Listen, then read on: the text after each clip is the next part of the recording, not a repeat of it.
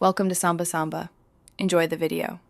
You begin by confirming you're signed into the owner Google account and that Wi-Fi is active. Once done, back up any local files so nothing is lost.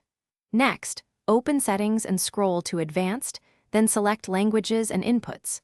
You do this first because country options tie to account and locale settings, so changing them without owner privileges won't stick.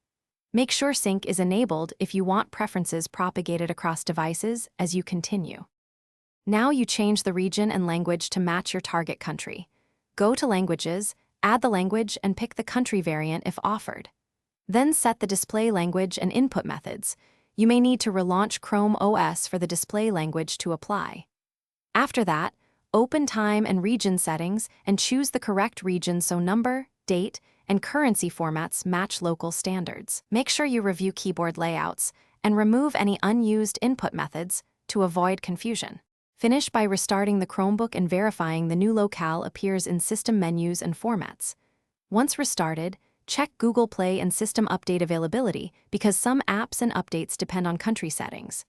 If things don't change, sign out and sign back in, clear browser cache and recheck settings. As a last resort power wash and re-add your account. If you power wash, make sure you backed up data first. That troubleshooting step resolves most stubborn sync or policy conflicts. Thanks for watching. Consider subscribing if we helped you.